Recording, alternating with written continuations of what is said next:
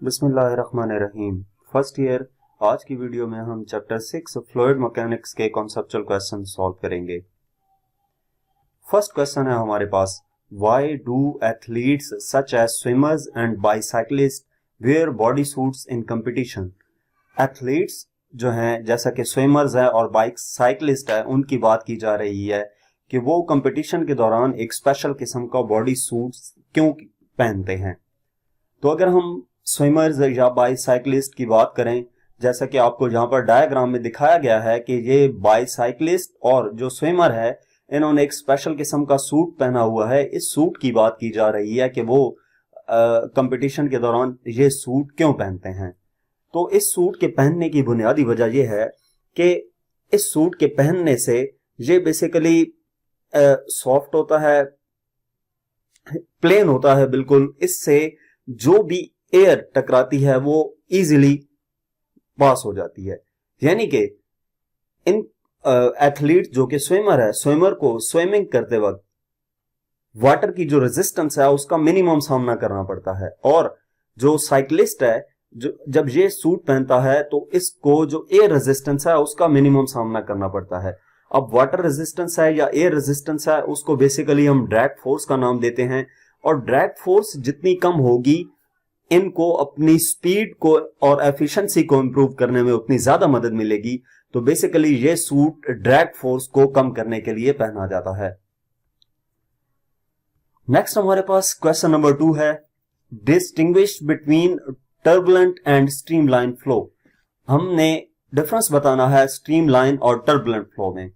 Streamline flow को laminar flow का नाम भी दिया जाता है। स्ट्रीमलाइन फ्लो की पहले अगर हम बात करें तो streamline flow is characterised by a steady flow. Streamline flow जो होता है वो स्टेडी फ्लो कहलाता है, जबकि टर्बुलेंट फ्लो जो है उसको हम अनस्टेडी फ्लो का नाम देते हैं। स्टेडी जो स्ट्रीमलाइन फ्लो है, velocity of streamline flow will be less than critical value. Critical value से कम होगी स्ट्रीमलाइन फ्लो की वेलोसिटी, जबकि टर्बुलेंट फ्लो की वेलोसिटी जो है वो क्रिटिकल वैल्यू से ज्यादा हो जाती है। स्ट्रीमलाइन फ्लो में जो स्पीड और डायरेक्शन होती है पार्टिकल्स की, लिक्विड के पार्टिकल्स की, वो किसी भी पॉइंट पे कांस्टेंट रहती है। ठीक है, किसी पॉइंट पे अगर हम स्ट्रीमलाइन फ्लो में किसी पॉइंट पे फ्लूइड की स्पीड और डायरेक्शन देखें तो वो क्या रहेगी, कांस्टेंट रहेगी। लेकिन टर्बुलेंट फ्लो में किसी पॉइंट पे स्पीड और डायरेक्शन को अगर ऑब्जर्व किया जाए तो वो वेरी करती है। जैसे कि आपको डायग्राम में दिखाया गया है, स्ट्रीमलाइन फ्लो में जो पार्टिकल्स होते हैं, जिस पॉइंट से उस लिक्विड के पार्टिकल्स गुजरते हैं, उसके पीछे आने वाले पार्टिकल्स भी उसी पॉइंट से गुजर रहे होते हैं। स्ट्रीमलाइन स्टेडी फ्लो ये डायग्राम में दिखाया गया है। टर्बुलेंट फ्लो को हमने कहा था कि अनस्टेडी फ्लो है। अब इसमें किसी पॉइंट से जो पार्टिकल गुजरते हैं तो जरूरी नहीं है उसके पीछे आने वाला पार्टिकल भी उसी पॉइंट से गुजरे, तो ये टर्बुलेंट फ्लो कहलाता है। ये आपको डायग्राम की मदद से भी डिफरेंस दिखाया गया है। इसके बाद हम क्वेश्चन नंबर 3 देखते हैं। When there is a change in the width of the river, the speed of the water decreases in wider regions, whereas the speed of water increases in narrow regions. Why? के river में दरिया की जो चौड़ाई है वो कम या ज्यादा होने से वाटर की जो स्पीड है वो क्यों इंक्रीज या डिक्रीज करती है, उसका आंसर देना है। तो बेसिकली अगर हम बात करें इसके फ्लूइड फ्लो की, तो यहां पर इक्वेशन ऑफ कंटिन्यूटी अप्लाई हो रही होती है, जिसमें इक्वेशन ऑफ कंटिन्यूटी ये बताती है कि जो product of cross sectional area और वेलोसिटी है, ठीक है, यानी कि फ्लो रेट, वो हमेशा कांस्टेंट रहता है, A V equal to constant. अब इसका मतलब ये है कि अगर रिवर की विड्थ इंक्रीज करती है तो इट्स मीन उसका क्रॉस सेक्शनल एरिया इंक्रीज करेगा। क्रॉस सेक्शनल एरिया इंक्रीज करने का मतलब ये है कि विड्थ जो है वो डिक्रीज हुई है, इंक्रीज हुई है। ठीक है, यहां पर यही बात की गई है ना कि width of the river increases. तो जब रिवर की विड्थ इंक्रीज करेगी तो इसका मतलब यह है उसका क्रॉस सेक्शनल एरिया इंक्रीज हुआ है। अब फ्लो रेट को कांस्टेंट रहने के लिए यह जरूरी है कि जो स्पीड है वो डिक्रीज हो जाए। जाहिर सी बात है, A V equal to constant होता है, तो वो कांस्टेंट रहने के लिए अगर एरिया इंक्रीज हुआ है तो वेलोसिटी डेफिनेटली डिक्रीज होनी चाहिए, और अगर एरिया डिक्रीज हुआ है तो वेलोसिटी इंक्रीज होनी चाहिए। तो इस वजह से जहां पर वाइडर एरिया आता है वहां पर स्पीड डिक्रीज कर जाती है क्योंकि क्रॉस सेक्शनल एरिया इंक्रीज हो गया था, और जहां पे वाइडर एरिया नहीं होता वहां पर क्या होता है, यानी कि नैरो रीजन में वहां पे क्रॉस सेक्शनल एरिया डिक्रीज हो गया तो स्पीड इंक्रीज कर जाती है। नेक्स्ट क्वेश्चन नंबर 4 है, it is dangerous to stand close to rail tracks when a rapidly moving commuter train passes, explain why. ये काफी खतरनाक होता है कि जब एक ट्रेन स्पीड से गुजर रही है तो उस ट्रेन के नजदीक, ट्रेन जो ट्रैक है उसके नजदीक हम खड़े हो जाएं। ये डेंजरस इस वजह से होता है कि यहां पे बर्नौलीज इक्वेशन अप्लाई हो रही होती है। कोई भी ट्रेन है जब वो स्पीड से पास करेगी तो इसका मतलब ये है कि स्पीड के पास करने का, स्पीड इंक्रीज होने का मतलब ये है कि प्रेशर डिक्रीज करेगा। ठीक है, बर्नौलीज प्रिंसिपल हमें यही बताता है कि जहां पे स्पीड इंक्रीज करेगी वहां पे प्रेशर डिक्रीज करेगा। जब ट्रेन पास करती है तो इसके इर्द गिर्द जो है वो स्पीड इंक्रीज होती है एयर की।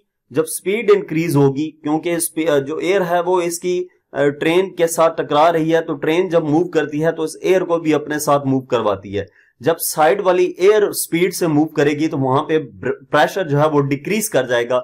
अब जब प्रेशर डिक्रीज करेगा तो साइडों से जो हाई प्रेशर है वो इस ट्रेन की तरफ मूव करेगा लो प्रेशर को कवर करने के लिए, जिसकी वजह से अगर ट्रेन के नजदीक कोई खड़ा होगा तो वो हाई प्रेशर उस पर्सन को भी ट्रेन की तरफ पुश कर देगा, जिससे एक्सीडेंट हो जाएगा और बंदे की जान जा सकती है। तो इसलिए काफी खतरनाक होता है कि एक हाई स्पीड ट्रेन के ट्रैक के नजदीक इंसान खड़ा हो। नेक्स्ट हमारे पास क्वेश्चन नंबर 5 है, verify that pressure has units of energy per unit volume. ये वेरीफाई करना है कि जो प्रेशर का यूनिट है वो एनर्जी पर यूनिट वॉल्यूम के इक्वल होता है। तो अगर हम प्रेशर के यूनिट की बात करें, प्रेशर का फॉर्मूला इक्वल होता है F/A, फोर्स का यूनिट न्यूटन और एरिया का मीटर स्क्वायर। तो न्यूटन पर स्क्वायर मीटर हमारे पास प्रेशर का यूनिट आ गया। अब एनर्जी पर यूनिट वॉल्यूम का अगर हम देखें, एनर्जी पर यूनिट वॉल्यूम का मतलब यह है एनर्जी का यूनिट जॉल और वॉल्यूम का क्यूबिक मीटर। 1 जॉल इक्वल होता है 1 न्यूटन मीटर के, तो जॉल की जगह पे न्यूटन मीटर आ गया divided by cubic metre. 1 metre इससे कैंसिल हो गया तो न्यूटन पर स्क्वायर मीटर रह गया। तो हम ये देखते हैं कि प्रेशर का यूनिट न्यूटन पर स्क्वायर मीटर और एनर्जी पर यूनिट वॉल्यूम का यूनिट भी न्यूटन पर स्क्वायर मीटर है। जब दोनों यूनिट सेम है तो इसका मतलब क्या हुआ कि pressure has units of energy per unit volume. उसके बाद नेक्स्ट हमारे पास क्वेश्चन नंबर 6 है, ए परफ्यूम बॉटल और atomiser sprays a fluid from inside the bottle when it is pressed, how does the fluid rise up in the vertical tube in the bottle. कि एक perfume bottle है या एटॉमाइजर है वो spray करता है फ्लूइड को इनसाइड द बॉटल जब उसको प्रेस किया जाता है, from inside the bottle when it is pressed, यानी कि परफ्यूम बॉटल की बात की जा रही है या एटॉमाइजर है, जब हम उसको प्रेस करते हैं तो प्रेस करने की वजह से बॉटल के अंदर से परफ्यूम बाहर आता है या स्प्रे बाहर आता है। अब ऐसा क्या फेनोमेना है कि जो फ्लूइड है उसके अंदर वो राइज कर जाता है वर्टिकल ट्यूब में। तो बेसिकली इसकी वजह यह है कि जब हम प्रेस करते हैं परफ्यूम बॉटल को या एटॉमाइजर को तो जो फ्लूइड है वो ऊपर की तरफ आता है वर्टिकल ट्यूब में। इसकी वजह क्या है? क्योंकि एयर प्रेशर रिड्यूस कर जाता है ट्यूब के अंदर। ठीक है, जब एयर प्रेशर, जब हम एटॉमाइजर को प्रेस करेंगे तो उसकी वजह से लो एयर प्रेशर एरिया प्रोड्यूस हो जाएगा बॉटल में, ठीक है, फ्लूइड के ऊपर। तो इसका रिजल्ट क्या निकलेगा कि लो प्रेशर एरिया की जगह लेने के लिए हाई प्रेशर जो है वो मूव करेगा, जिसकी वजह से फ्लूइड जो है वो इस ट्यूब के अंदर अपवर्ड मूव कर जाता है। ठीक है, और वो क्या करता है, हमें यहां पे बाहर नजर आता है कि फ्लूइड बाहर गया है। सिंपल सी बात यह है कि जब प्रेस किया, प्रेस करने से जो इनर एटमॉस्फेरिक प्रेशर है वो क्या हुआ, डिक्रीज हुआ। डिक्रीज करते साथ ही जो एटमॉस्फेरिक प्रेशर हायर है वो इसकी जगह लेने के लिए आएगा तो वो क्या करेगा, ट्यूब से बाहर निकल जाएगा। ये बेसिकली वही प्रोसेस है जो कि हम उसके लिए स्ट्रॉ की मदद से सिप लेते हैं तो वाटर है या जूस है, कोई भी फ्लूइड है, वो मुंह में आता है, उसके लिए बेसिकली जो प्रोसेस यूज हो रहा होता है सिपिंग का या उस स्ट्रॉ की मदद से जो हम फ्लूइड लेते हैं, तो वो जो प्रोसेस है और ये प्रोसेस है, ये दोनों फिनोमेना एक जैसे हैं।